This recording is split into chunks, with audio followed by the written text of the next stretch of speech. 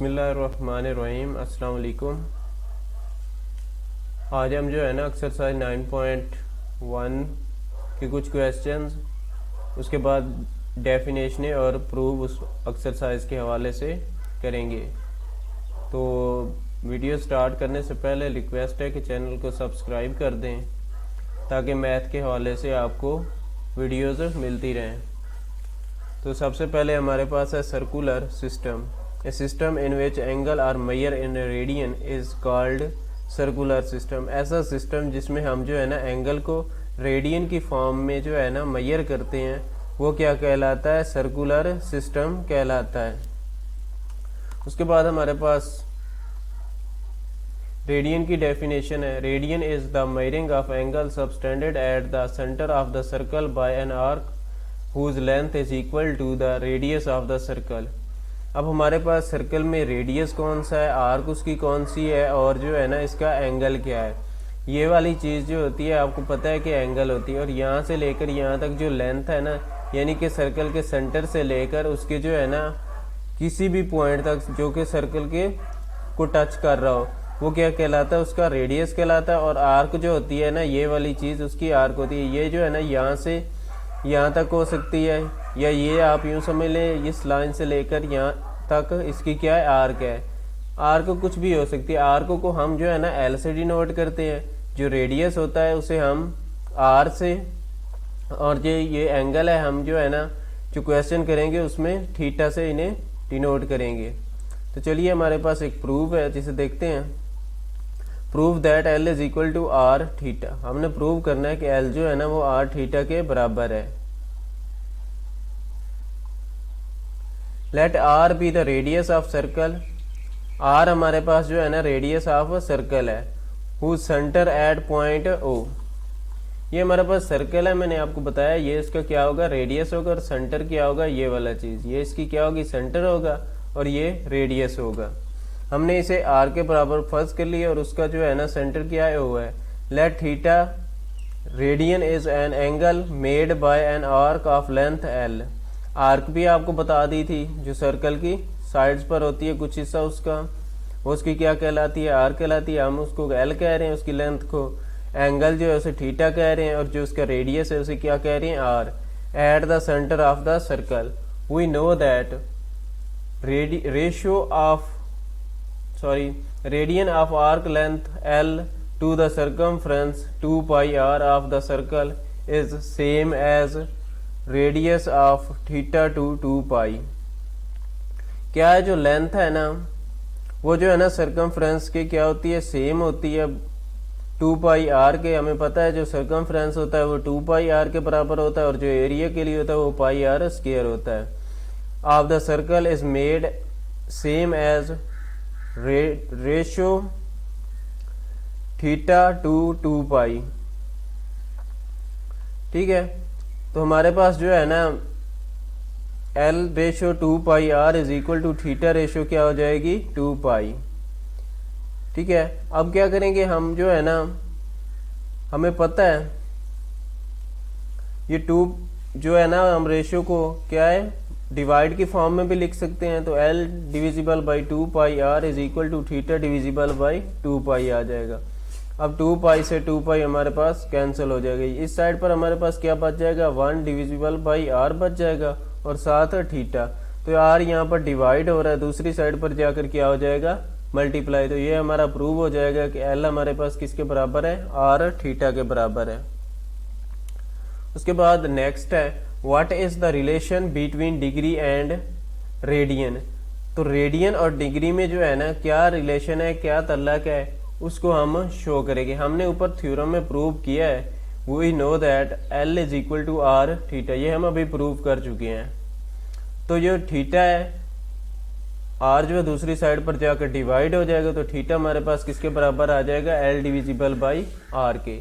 Since circumference of circle is of length 2 pi r। जो circumference होता है circle का वो किसके बराबर होता है? 2 पाई r के बराबर होता है। तो जो थीटा है वो हमारे पास किसके बराबर आ जाएगा? 2 पाई r के। हमने कहा कि जो circumference की लेंथ है वो क्या है? 2 पाई r। तो L हमारे पास किसके बराबर हो जाएगा? 2 पाई r के। आर से आर हम क्या कर देंगे, कैंसिल कर देंगे। थीटा हमारे पास किसके बराबर आ जाएगा, 2 पाई के। But from one complete revolution theta is equal to 360। ये सर्कल है। सर्कमफ्रेंस क्या होता है, इसका जो है ना बैरूनी जो भी दायरा है उसका जितना भी हाथा होता है, यानी कि वो क्या कहलाता है, उसका सर्कमफ्रेंस। और जो हमारा जो है ना एंगल, वो भी 360 के बराबर होता है। जब हमारा एंगल जो है ना एक सर्कल कंप्लीट कर लेता है, तो यहाँ पर 0 से ले, यहाँ 0, यहाँ पर 90, 180, 270 और यहाँ पर फिर जब वापस आता है तो क्या हो जाता है, 360 के बराबर हो जाता है। तो हमने क्या कहा है कि ये हमारे पास जो है ना उसका वन कंप्लीट रेवोल्यूशन वो क्या है, 360 के बराबर है।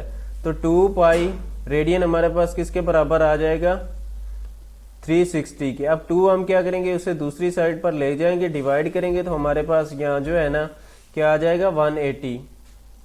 और फिर जो है ना पाई को हम दूसरी साइड पर डिवाइड कर देंगे। जब पाई की वैल्यू पुट करेंगे तो हमारे पास इसे सॉल्व करने के बाद 57.296 आ जाएगी। पाई की वैल्यू आप 3.14 ले लें और जो है ना इस पॉइंट को ख़त्म करेंगे तो आपके पास यहाँ पर 57.30 आ जाएगा, सॉरी 3 आ जाएगा डिग्री। ये 3 कैसे आया, इसे राउंड ऑफ बस किया और कुछ भी नहीं किया।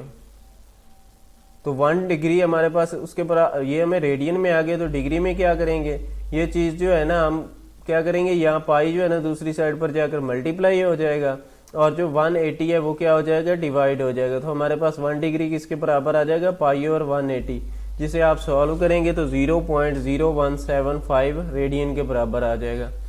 अब हमारे पास कुछ क्वेश्चन है एक्सरसाइज 9.1 के। क्वेश्चन नंबर 3 है, what is the circular measure of an angle between the head of a watch at 4 o'clock। देखिए हमारे पास जो वॉच होती है, ठीक है ना, वो सर्कल टाइप होती है। अब यहाँ पर आप 12 होता है, 1 2 3 4 5 6 यहाँ तक आ जाता है, 7 8 9 10 11 और फिर 12। तो ये एक कंप्लीट सर्कल, ठीक है ना, हो जाता है। अब क्या है, उसने कहा है कि हमारे पास जो टाइम है वो क्या है, 4 o'clock है, यानी कि 4 बज चुके हैं। यहाँ पर आपके यूँ समझ ले 4 आ जाएगा और यहाँ पर 12, तो उसकी दो जो है ना हैंड्स जो है, एक तो जो है ना 12 पर होगा और दूसरा क्या होगा, 4 पर होगा, ठीक है। और सर्कल में टोटल जो है ना 360 डिग्री होती है, ठीक है ना। अगर आप एक कंप्लीट सर्कल करते हैं तो उसमें कितनी आ जाती है डिग्री, 360। ये मैं आपको भी पहले बता चुका हूँ। Total angle in a circle is equal to 360 degree is equal to 2 pi. 2 pi के बराबर भी होता है। Angle traced out in 100 hands horns, क्या है, जो है ना एक सर्कल जब कंप्लीट करेगा हमारी वॉच तो उसमें कितने आ जाते हैं, 12 इज इक्वल टू 2 पाई। अब क्या करेंगे, 12 को दूसरी साइड पर ले जाएंगे और क्या कर देंगे, डिवाइड कर देंगे फॉर 1 हॉर्न के लिए। तो जब डिवाइड करेंगे हमारे पास क्या आ जाएगा, pi over 6। Angle between hands of watch at 4 o'clock। 4 क्या है, 4 के साथ मल्टीप्लाई कर, जब हमारे पास 1 घंटे के लिए है तो हम 4 घंटे के लिए क्या करेंगे, 4 के साथ मल्टीप्लाई कर देंगे। जब मल्टीप्लाई करेंगे तो आपके पास 4 पाई डिविजिबल बाई 6 आ जाएगा। तो इसे कैंसिल करने के बाद 2 पर 2 पाई डिविजिबल बाई 3 रेडियंस आ जाएगा।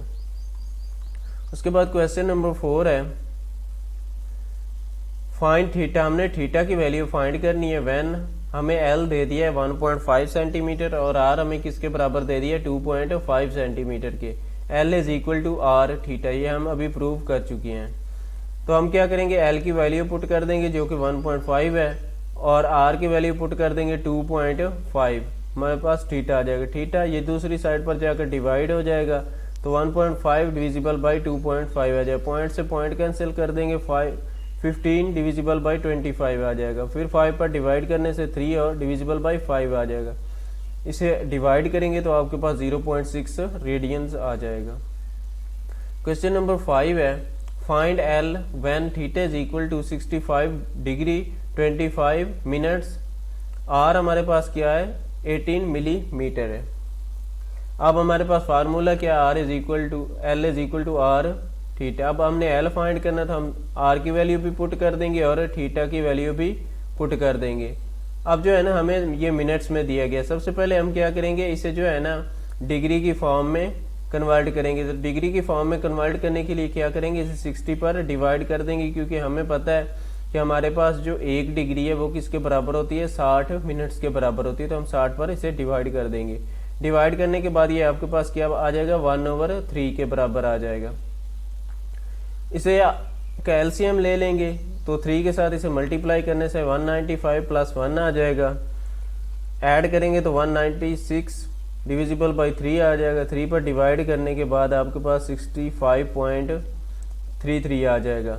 अब क्या हमें इसे रेडियन में कन्वर्ट करना होगा, ठीक है। रेडियन में कन्वर्ट करने के लिए हमने पहले ही बता दिया था आपको कि हमारे पास 1 डिग्री जो है ना 0.0175 के बराबर होती है, ये हम यहाँ पर बता चुके हैं। तो हम क्या करेंगे, इसे मल्टीप्लाई कर देंगे 0.0175 के साथ। जब मल्टीप्लाई करेंगे तो हमारे पास 1.14 आ जाएगा। फिर 18 के साथ मल्टीप्लाई करेंगे तो 20.52 मिलीमीटर आ जाएगा। उसके बाद क्वेश्चन नंबर 6 है, फाइंड आर व्हेन एल हमारे पास क्या है 5 एंड थीटा हमारे पास क्या है 1/2 रेडियन के बराबर है। हमारे पास फार्मूला क्या है, L is equal to R theta. L की वैल्यू पुट कर देंगे 5 है, थीटा हमारे पास किसके बराबर है 1/2 के बराबर है। अब ये जो 2 है दूसरी साइड पर जाकर क्या हो जाएगा, मल्टीप्लाई हो जाएगा। इस साइड पर डिवाइड हो रहा था, तो अब इन दोनों को आपस में मल्टीप्लाई करेंगे तो हमारे पास क्या आ जाएगा, 10 आ जाएगा। क्वेश्चन नंबर 7 है, what is the length of an arc intercepted on circle of radius 40 cm by the arm of the center angle of 45 degree. हमें जो है ना एंगल दे दिया गया है वो किसके बराबर है 45 के, रेडियस दे दिया है 14 सेंटीमीटर। हमने क्या करना है, उसकी लेंथ मालूम करनी है, किस चीज़ की, आर्क की। तो ये इसकी जो है ना आर्क होती है, इसे हम एल कहते हैं। ये आपके रेडियस हो गया, ठीक है ना, ये वाला या ये वाला। और जो एंगल है उसका 45 है, उन्होंने हमें बता दिया है। हम रेडियस को आर कहते हैं, एंगल को थीटा के साथ। आर हमारे पास किसके बराबर है 14 सेंटीमीटर के, थीटा हमें बता दिया 45 सेंटीमीटर।